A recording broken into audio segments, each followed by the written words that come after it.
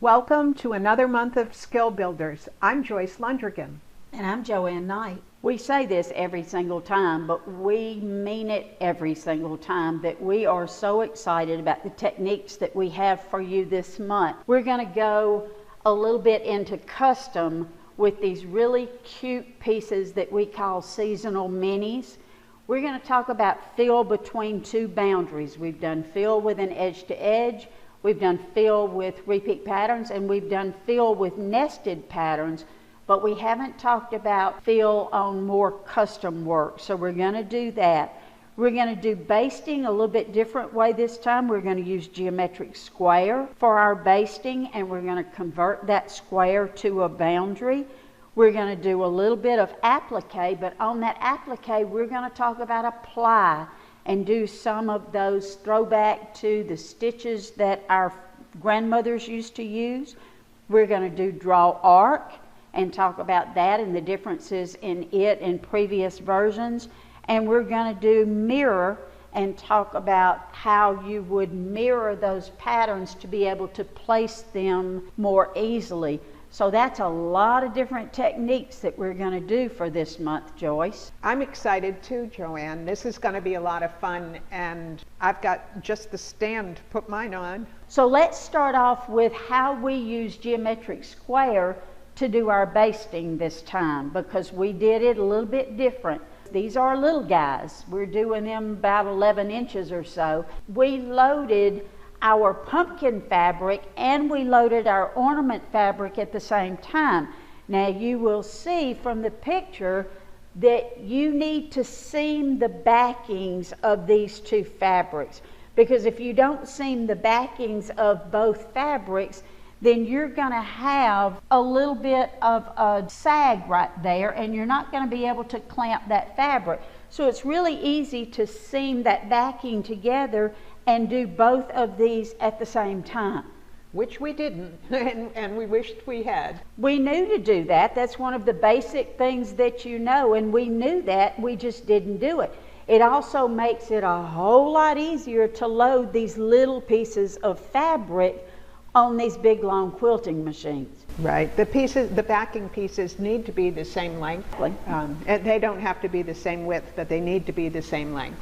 First thing that we're going to do is click out a boundary. These are such little pieces that it's easy to let the machine and Creative Studio do what you need to do rather than go into a basting. Now that that boundary is done, we're going to exit that drawing, and the boundary is selected. Now we have placed geometric square for you in your project. It has a little star by it because that is one of our favorites. If you want geometric square to be one of your favorites, it is marked that way in this project, but you would have to go back to your pattern tab and just right click on that pattern, find it, right click on that pattern and add to favorites. It's not going to automatically be a favorite in your pattern tab just because we have it as a favorite in our project. The geometric square is selected. I'm just going to left click on pattern to boundary, and that pattern is going to go in there. And we do have the project set up at 0.03 margin. So I'm going to select it and I'm going to change to F8 handles, and I did that just by a double click. And I'm going to pull it in with the orange handles ever so slightly because I want it to be inside that boundary. Now the next thing that I want to do, we said we were using this for the basting. So you see this little eye down here? I'm going to select this little eye, and I am going to change this stitches per inch to 5. And because it is the selected pattern, it is only going to be that way for this one time on the screen. I'm going to go with that and say save and close, and now I can stitch that out, and that now becomes our basting line around our little seasonal mini. So we're going to do that, and then we'll come back and tell you what happens next. We have that geometric square quilted out, so I'm going to hit the letter K on my keyboard and hit the word delete, and I'm going to take that geometric square and I'm going to convert it pattern to boundary.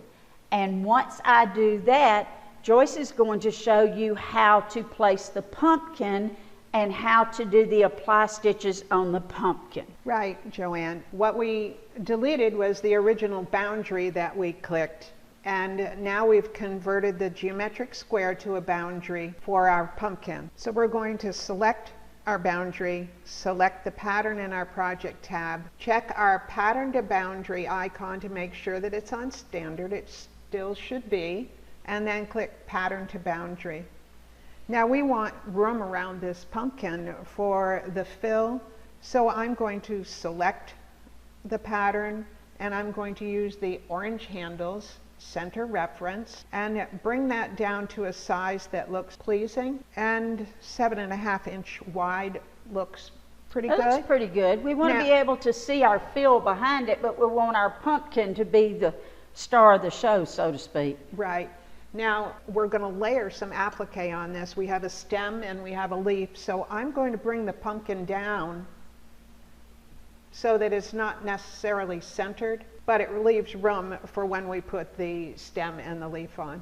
And that's just up to them. Just place it wherever you want it to be. We just want to be able to not have our stem or our leaf off of our seasonal mini. So now what we need to do is to put our piece of wool or fleece or fabric that we have that we want to use for our pumpkin down, and you can use your crosshairs to make sure that the piece of fabric or wool that you're using or felt is completely covers the pumpkin size that you have. After we've assured ourselves that we've got it placed properly, then we're going to take one of the stitches that we have and do an apply around the pumpkin shape. So to use apply, you have to select your apply line, which in this case is the pumpkin, and then select the pattern, and this is like a blanket stitch pattern, and then click on apply. We want that blanket stitch to be on the inside of our pumpkin, not on the outside, so that it holds the piece of wool down. This is on the outside, so we're going to go Control Z to undo that, and the simple way to get it to reverse the stitch is to select that pumpkin again and then click on reverse, start, and now CS is going to apply those stitches in the opposite direction, and they will go on the inside. Well, we have already sized this overcast pattern for you because the height of the pattern has to be sized before you hit apply. Creative Studio is going to put that pattern symmetrically around that shape in as many as it can. It will not do 2.5 patterns. It's either going to do 1 pattern or 3 patterns depending on the amount of space that it has. Size will make a difference. We wanted this to be really small because we want it to be just like a machine, a domestic machine stitch around here.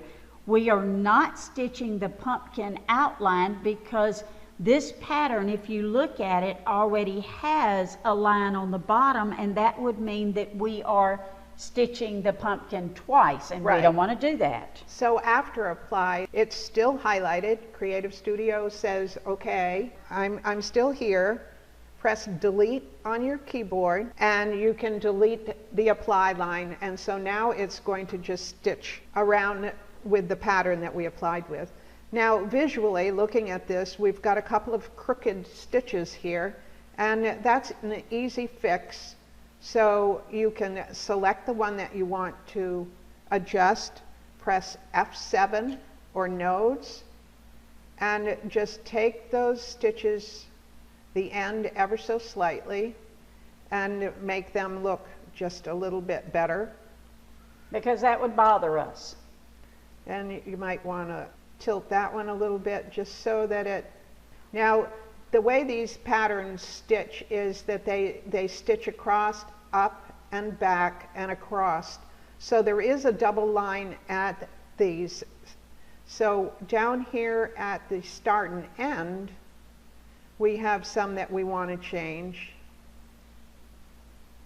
We're not doing any dividing on the patterns. We're not making that pattern larger. We are simply using nodes to help us to straighten out those stitches. It's very fast and very easy, and we are not changing any sewing order. This is all that we're doing. And I think that looks pretty nice. I think that looks very nice. Now, we're gonna slow it down, and we need to change the speed of those patterns. Correct. And not only that, but for this kind of pattern, we want to put stitch and points on, because we want those points that are stitching on top of each other to be sharp. Once you put stitch and points on, not only will it make nice sharp points, it will hesitate just a little bit, and that hesitation will allow you to maneuver something if you need to maneuver it. And you can turn stitch and points on and off while it's stitching if you forgot to. So stitch and points, it may be in your menu strip. We have it here. If not, you can customize your menu strip to add it, or you can go to the stitch menu and either turn it on and off here, and that menu and those items are available even while the machine is stitching. So we're going to select these patterns and right click or click the little eye to get pattern properties, selected pattern properties, and we can change the speed here. What do you think, Joanne? I would probably go about 7. You can always speed it up, but I think I'd rather start at about that. Now, we're using a full piece of wool, so it's just going to make the outline of that. We will change it here to 7, and we'll change our SPI to 16. But Joyce, if we're going to use this pattern over and over again, let's hit save and close and show them that neat trick of changing all of our apply stitches before you put them on the object and apply them, so that we don't have to remember that every single time. Right. So if you know that you're going to be using patterns over and over and don't want to forget when you're using it, then in your project tab, and do this in your project tab, not in your pattern tab, very important to remember, then select the patterns that you want by holding the control key down and clicking on the patterns, and this is called multi-edit. Then you can right click and view properties, and it says multi-pattern edit mode, and what you can do here is to change the speed for all of them. We'll do that to 7, and change the SPI to 16. And one last thing before I save and close, you'll notice that the width does not show up in this box. The things that show up in the multi-edit mode are things that are in common with all of the patterns. So in this case, the height of 1/4 inch is common on all 3 patterns, but the width is different for each of them, which is why you don't see it there, and don't try and change it there. So with that, we can save and close, and now when we use the pattern again, it will come in with those saved And we don't properties. have to do any unsewing because we forgot to change it whenever we hit the apply. That's a whole lot easier than doing it every single time that you want to use the pattern. Let's quilt out this really cute pumpkin. I can't wait to do that, and we'll come back and show you what we're going to do next. So we've stitched this out, and it's cute as a devil. So the next step is to trim around the pumpkin, making sure that you don't snip any of those threads that are holding the pumpkin applique down. And then you want to measure how wide your trim is from your stitches. We're going to do an echo so that we can convert it to a boundary and do a fill behind it. We're going to select the patterns and echo outside. Last month we did an inside echo. This time we're going to do an outside echo. And click on echo, and you'll notice that nothing happened. Down in the bottom in the prompt box, it will say echo 1 pattern at a time. You can click up here in the on the echo icon all you want, and nothing happens, and until you decide to finally look down here and say, oh, I need to combine those patterns. So we're going to click on Combine, select the pattern again, and echo. Now, we want 0.125 in the spacing box in the echo setup. It only shows you 2 decimal places, even though you can type in 3. So I'll show you 0.125. Like we explained last month, you can put in decimals, and it will place the outside echo. Outside echo is the default. So then we can click OK, and we want to convert to a boundary. Are you ready, Joanne? I'm ready. I've got it all trimmed out. The reason that we converted the echo to a boundary is because now we're going to put our fill pattern in. We have not quilted the veins of our pumpkin yet because we want to put the fill pattern in first behind it. We need to have that fill pattern kind of cement the background, so to speak, or stabilize the background before we go to put those inside vein patterns in. The reason that we had to do the pumpkin first is because we don't have a shape to be able to do the fill behind it until we put the pumpkin on. This is not like we did in other months where we did the applique over the entire fill in the entire box. This time we're going to trim out a shape. The other reason, we could have put the pumpkin outline down and stitched it, but then when we did the apply, we would have had a double line. So that's why we did the apply first, and it created the outline shape. And that way we don't have to worry about, was the outline shape of the pumpkin going to match the shape of the apply stitches? There's no reason to do that work twice. Correct. So let's talk about the basics of fill. Let's go with that one. Patterns that quilt to the center and back out again are your most successful fill patterns. This pattern that Joyce has created that we're going to use for our fill, if we run a virtual stitch out, which is your F2, on this particular pattern, you're going to see that that pattern, besides being as cute as it can be, is going to go to the center and come back out again. That's the way that pattern is intended to stitch, just like that. Normally, your patterns that you want the stitching to avoid are in the center or close to the center of whatever your block is. And so that's why those are successful patterns. I'm going to hit escape and stop that virtual stitch out, and we have a little example for you. This is an applique block that I had on a quilt a good while back. Baltimore album quilts, even though this pattern quilts to the center and back out again, are not going to be as successful as fill. I'm going to take that pattern and I'm going to convert it, and I'm going to take this fill pattern and I'm going to place it over that boundary. Boundary does not have to be selected, only the pattern has to be selected, and you want to make real sure that that pattern does not cross over two boundaries, that your boundaries are not touching or overlapping. This is going to be a fill outside because we only have one boundary, and that's the boundary of the applique. So we're going to left click, and Joyce is not going to be real happy with me for doing this to her pattern, but let's run a virtual stitch out on this one. It's really important, and one of the reasons we're showing you is that virtual stitch out and needle off are like a get out of jail free card.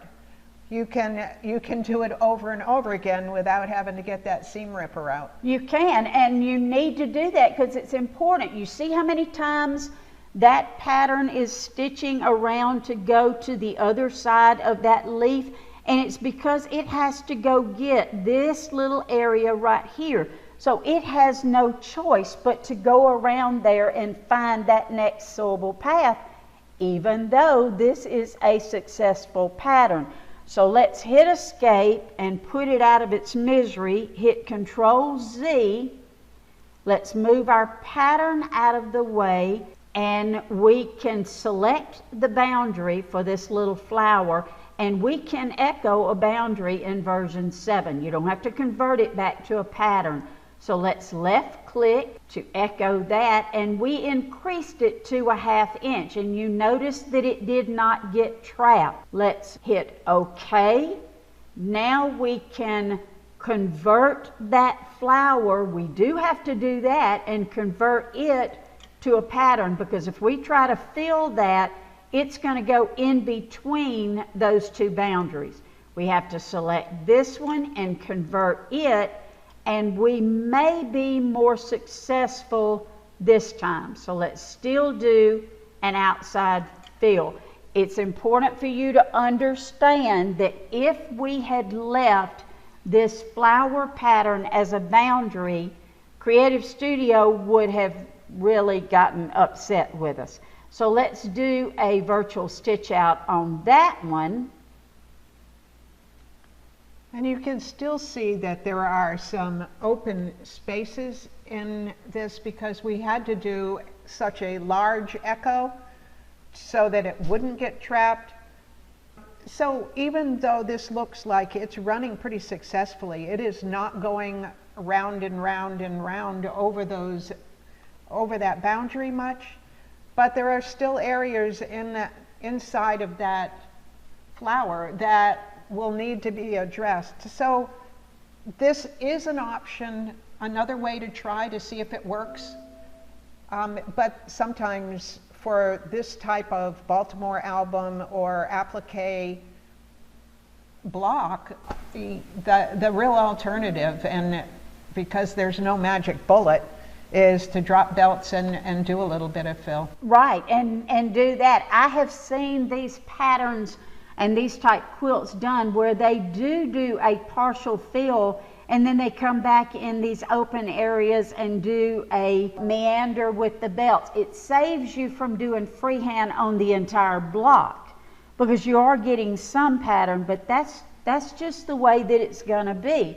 So we talked about that. On ours, we have a pretty open area with a simple shape in the middle. So whenever we select our outside boundary and we select our pattern and we do pattern to boundary, it's going to fill up that area. We only have the 2 boundaries, so we can select the pattern. Remember I said that the boundary does not have to be selected.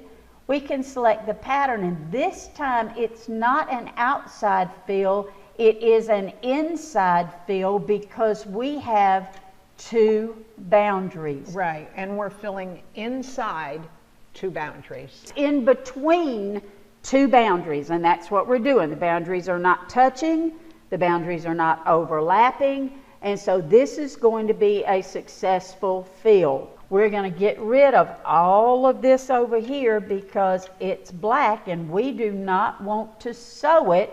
So now you can see also why we did a 0.03 for the margin, because we don't want our binding to cover up these points on this particular pattern, but we do want the binding to come right to those points on this particular pattern. And so that's why we're doing that. Let me run for you a virtual stitch out on this one, because we're going to stitch it out and we want to show you what the virtual stitch out does on this one.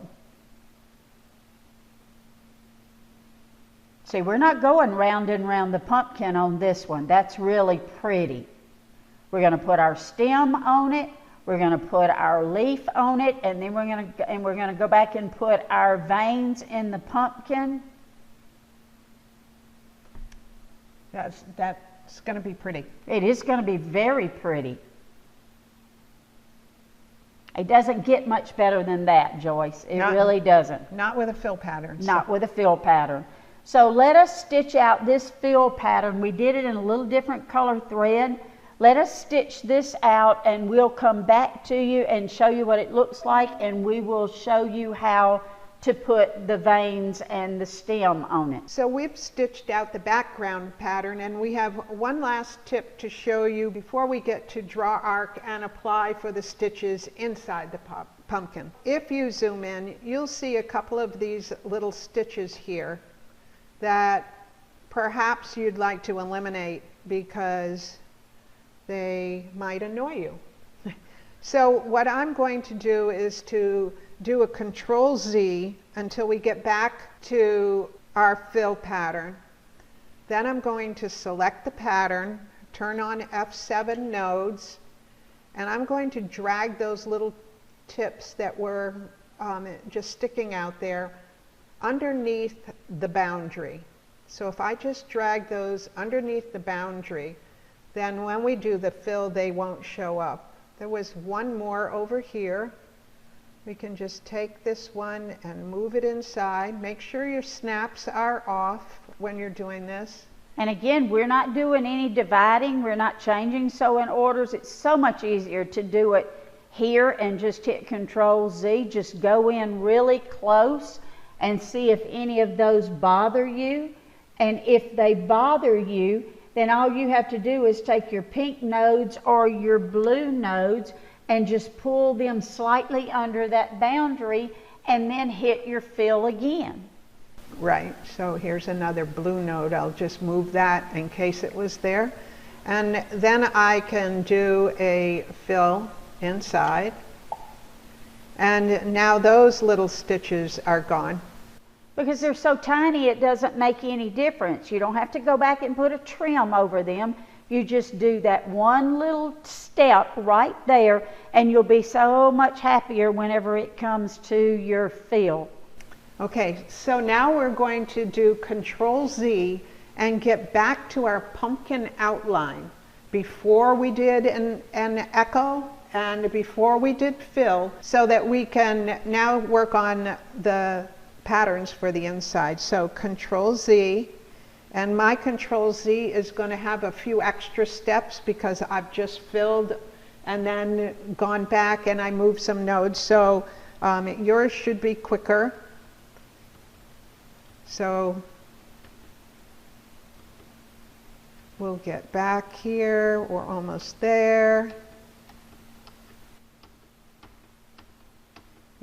There you go. And the only reason we wanted to get back to this point is just to have a good visual, because we're going to be working from the machine head. Right. We're going to talk about draw arc. We haven't really talked about that yet. So that's one that we're going to do. With version 7, you not only got draw arc on the computer screen, but you got draw arc with the head of the machine. In earlier versions of Creative Studio, you would click your first point, which is your starting point.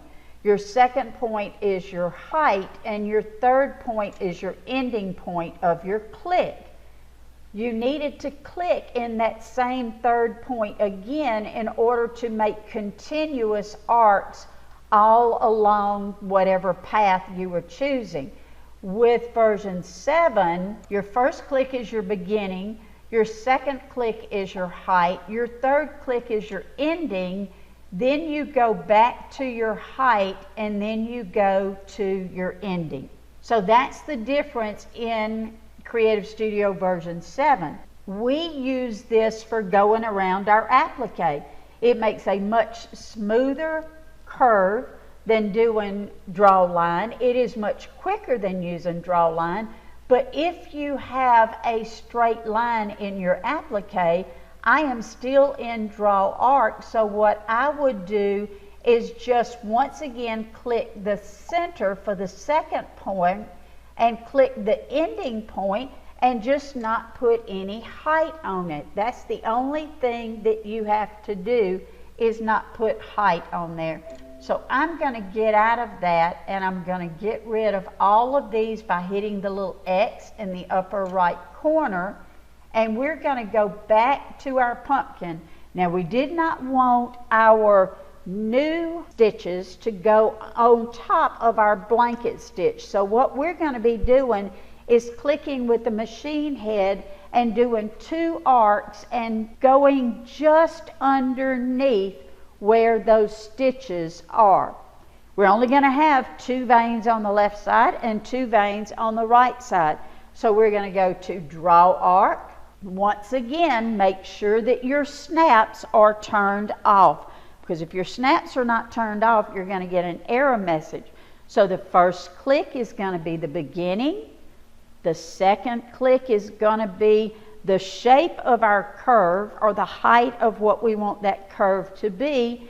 And then our next click is going to be right at the edge of that little blanket stitch. Okay, we've got that one. So Joyce is going to hit in the center of the keypad and close drawing.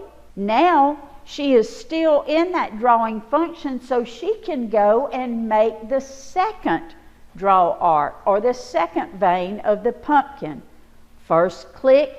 These are not going to sew in an order without stopping, so she has to again make the first click, then make the second click, and now make the third click.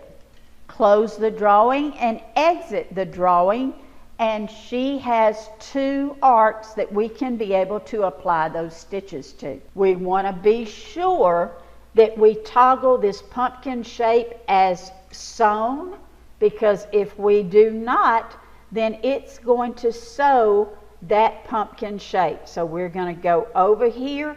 Joyce, which one of these stitches would you like on which side? I think I would like the chevron on the inside. So on the inside. So we're going to select that. Again, we have already sized them for you.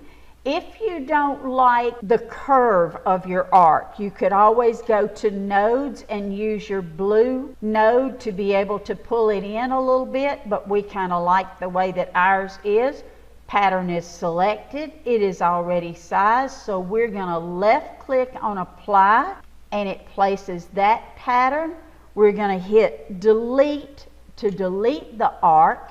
Now we're going to select the next arc, and if we use our greater than and less than, we'll get to it. We're going to use this double overcast. Wait till you see what this one does whenever we hit apply on it. So cute. Now we're going to hit delete.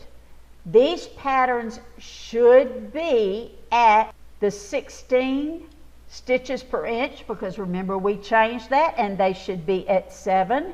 So we're good to go there. We're going to hit save and close. Our stitching points we took off for our background fill, and you want to be sure and slow that background fill down. So we're going to stitch out those 2, and then we're going to show you how we're going to put them on the right side of the pumpkin. So we've stitched out those crazy stitches, and now we want to place them on the other side. To do that, we're going to use the mirror feature. We've placed our machine head right at the tip of the pumpkin. Now you can see it's not located where that tip is on the CAD. And we can't say this enough, that after you're stitching, you need to pay attention to what's on the quilt and not what's on the CAD because of shrinkage. So this is the shrinkage that we have with our pumpkin so far, even as small as it is. So with our machine head at the tip, we're going to select the crazy stitches that we've got, and I'm going to marquee select from left to right. It will select only the patterns that I have fully selected, and because I had not captured the whole pumpkin, now we have just the crazy stitches. With the pattern selected, I'm going to click on mirror pattern, and unlike echo and circular array, mirror automatically combines the patterns as they mirror them, where circular array and echo, you have to combine them first.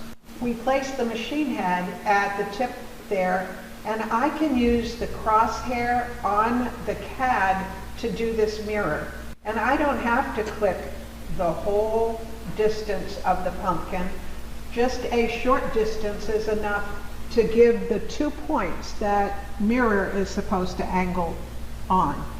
So clicking on mirror pattern, I'll click my first point and then another point right on that crosshair. And now we have them mirrored. They come across as already stitched. I can just select them now because they're combined, and I can toggle them as unsewn. Mirror has to be done from the computer screen, but if you put that crosshair in the center, because you have to remember that you have to mark the center of where you want those patterns to place. And if you click a different angle than a 90-degree or a 0 angle, then those patterns are going to curve. So that's why it's helpful to do as Joyce did and only click just a little bitty ways and only click just a little spot so that we can get them where they need to be. But the clicking is in the center of where you want those patterns mirrored or where you want those patterns located. So just that easy. We have the reverse of the patterns on the left side. They are positioned in the same place on the right side, so now we can stitch these out. We have quilted out our crazy quilt stitches on our pumpkin, and it is just so cute. This is where we're going next. We have to put the leaf in first because it is going to be behind the stem. This is the visual that we wanted to show you, but we're going to go to a new quilt group. Now, the leaf, if I drag this leaf to the screen, you can see that it's a different size. So since we have gone to the trouble of already sizing this and we like the way it looks, instead of redoing that or instead of selecting it and changing the pattern properties, we're just going to make a copy of it. So I have the leaf selected. I'm going to left click on copy. The leaf will go in first. We will trim around it and then we will put the stem on it. So we're going to go to a new quilt group, and you can see from that new quilt group we don't have any idea where our pumpkin is. So Joyce is going to use Draw Arc, and she is going to click an outline of where the top of the pumpkin is, and we're going to convert that Draw Arc to our boundary just so we can know that this stem and this leaf are being placed correctly. She is clicking her first click, then she's clicking her height or her center. Now she has a straight line, so she is not putting any height on it. Going all the way across. We just want to make sure that we have enough sewable space to be able to put these items in there. She's going to get out of it and she's going to close it. She has the basic area that we want to put these two items in, and we want to convert this to a boundary, but remember these are individual patterns. So we're going to select them, we are going to combine them, and we're going to convert them to a boundary. And that's okay if we turn off the crosshairs. It's okay that there's an open space because we're just using it as a visual. And it's another good point for you to understand that if we were going to try and use this boundary for a fill, because it's not closed, then it would be an unsuccessful fill. But you can convert patterns to boundaries that are not closed. We're going to take our copy, so I'm going right here to paste, and I'm going to paste that leaf because it is the same size. And because I want to make sure that it's positioned correctly, I'm going to go back and select the stem, copy it, go to my quilt group and paste it and put it right in there where we want them to be. Right. You can only place one item at a time in the clipboard, so that's why we pasted one. We copied one and then pasted it. Then we had to go back and copy the second object and paste that. If we had copied both of them, it would have combined them, and we didn't want them combined in this particular instance. But right now we have an exact duplicate of what we positioned in the other. We also wanted to bring the leaf in first because the leaf is going to be first in the sowing order. And we want it to sow first because that little stem of the leaf needs to go under the brown stem of the pumpkin. So all we really have left to do is just to sow out these pieces. We have to sow the leaf. We have to trim the leaf because we're using a piece of wool. Then we have to sew the stem. So I'm going to toggle the stem as sewn, and then with our machine head, we're going to place the wool where we think it's going to be. Our little pumpkin is all done, and we have got it all put together. So what we're going to do now is we're going to go and do the ornament that we have, and this is the pattern. I'm going to drag it to the screen.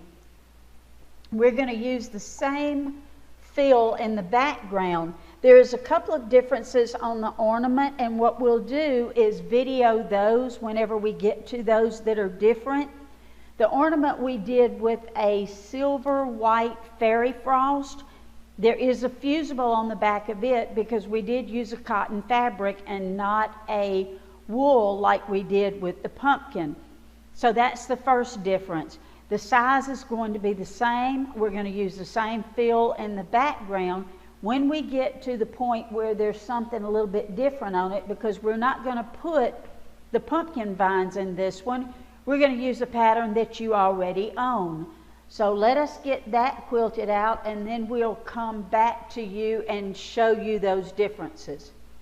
One note for the fabric that's been prepared with a fusible is that you trim before you ever iron it down. So we place it on, we stitch, we trim, and then we iron. Absolutely. And you want to be sure and take the paper off of the back of it before you start to stitch it and position it, because that makes a difference also.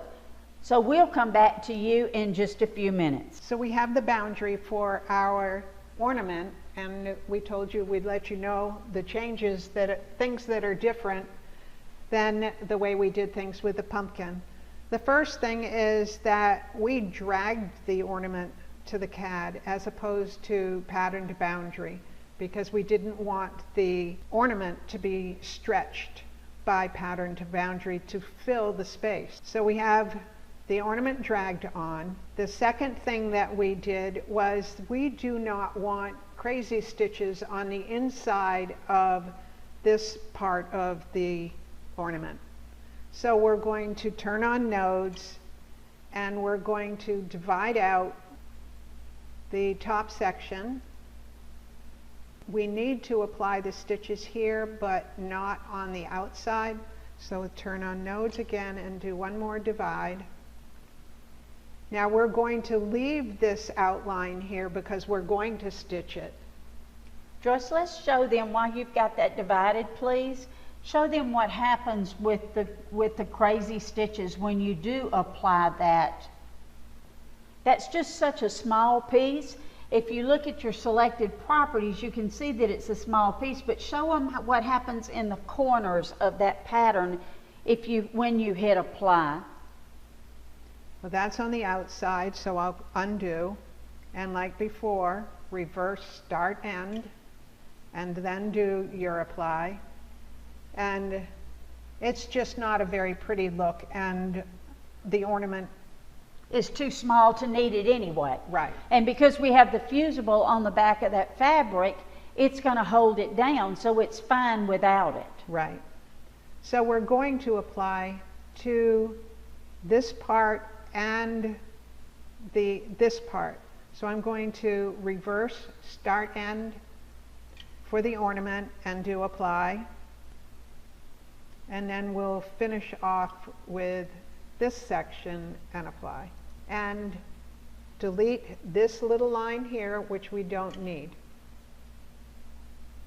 And we'll also delete the outline of our ornament because our crazy stitches are going to do that, and we don't want the double stitching. So we'll delete that line. So that's the difference between the ornament and the pumpkin. And now we're going to stitch that part out, and when we get to the next part, we'll come back at you. Once we get through with the apply, the other difference is we have to take this little bitty line out that goes across, because we're going to select these patterns and we're going to combine them, because we are going to do another echo. So I'm going to left click on echo. We found that 0.05 worked, and I'm going to say okay. I am going to convert that echo and then get rid of the inside pattern, and then do the same thing that we did before with our fill, pattern to boundary, check and see the little bits and pieces that we do not want sticking up, and then do fill inside and quilt that part out.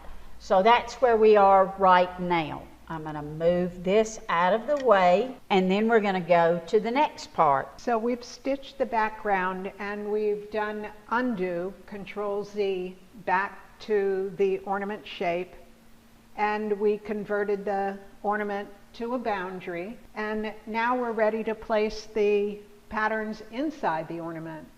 We're going to use a pattern that comes with the Statler. It's called point-to-point zigzag, and we've added it to your project. You don't have to add it to your pattern database because it's already in there. I'm going to right click and view properties, and you'll see that this pattern is 2 inches high, 24 inches long.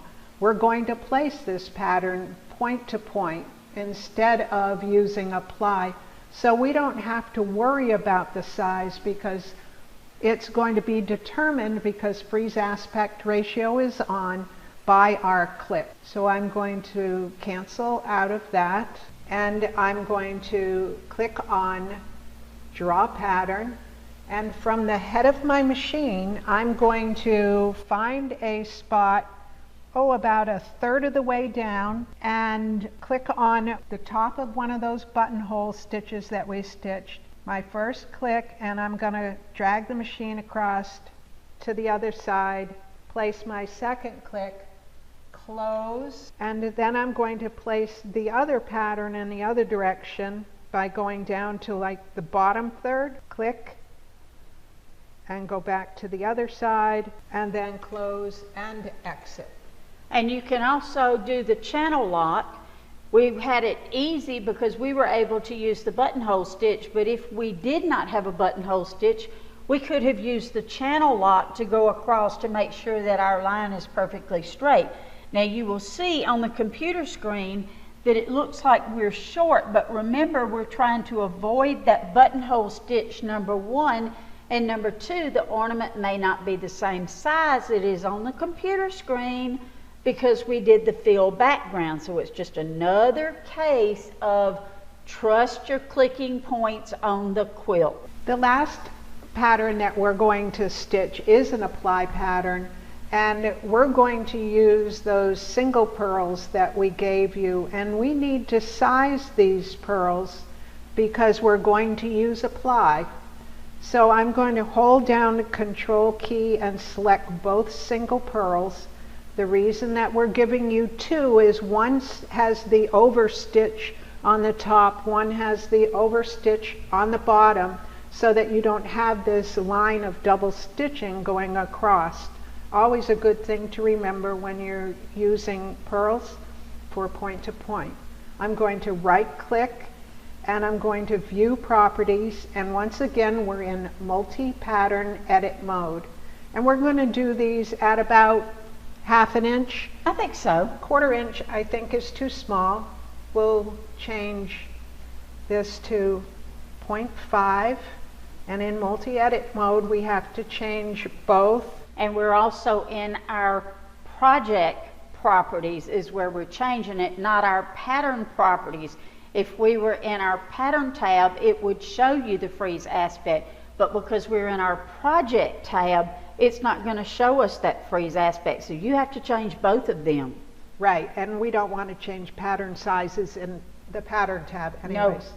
So we'll save and close, and then to apply those patterns, we're going to draw a line. So I'll click on Draw Line, and from the head of the machine, we're going to click from left to right across the center of that ornament. From one buttonhole stitch to another, close and exit draw. And if we think that line looks a little bit too high, we can move it down, or we can move the patterns down after we place them. I'll do that after. So we'll select the line. The patterns are still multi-selected, and we will click on Apply. Oh, that's cute. Delete the line. And now I think that in order for them to be more symmetrical, we'll just use our Alt key and arrow down to get those visually centered a little better. A little better. And we're going to quilt those in red thread on our white ornament to give it a little bit of color inside that ornament. So that's what we're going to do there. And once we get that done, the ornament will be finished, will it not? It will. We're going to take tie-offs off on this because we're using a contrasting thread. We're going to tie and bury the threads on this so we don't have those little tiny stitches. So we'll do that and we'll be back. So we've stitched those out with a couple modifications. We decided as we stitched that the ornament should look as though the designs wrap the whole ornament, and because the white is so contrasting and with the red thread, that we extended these patterns right to the edge, and we used our crosshairs to know where the edge of the ornament was on our quilt top. Then we decided that it needed a little bit more, and so we selected the first pattern that we had copied, pasted, and then we used nodes and our crosshairs to get them to the edge. And we did that for the top and the bottom, and this is adorable. It is so cute. We have a Charlie Brown ornament is what we have. And like we always do when we get together, we start thinking, ooh, what if? So we thought, these are little seasonal minis. You can see that they hang on a little banner stand. They're little, they're easy to quilt out. You could do birthday, don't forget the cupcake that we did, don't forget the star that we did. I'm quite sure that by March, Joyce will have some kind of shamrock for St. Patrick's Day. There's just all kinds of different uses that you can have for this little project. Right, lots of upcoming seasons. Tons of different techniques, and we cannot wait to see what you come up with, and we are looking forward to seeing pictures. So until next time. Thank you. Thank you.